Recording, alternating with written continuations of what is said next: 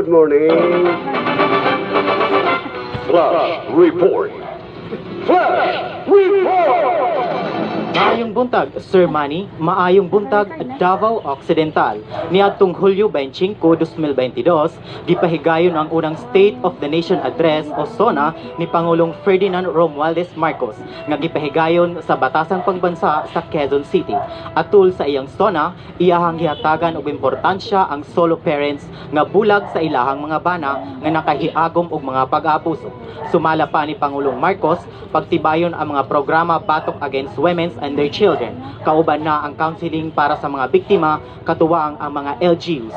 Gikan diri sa News and Information Center, radyo natin 105 FM DXSA para sa programang Isumbong sa radyo natin.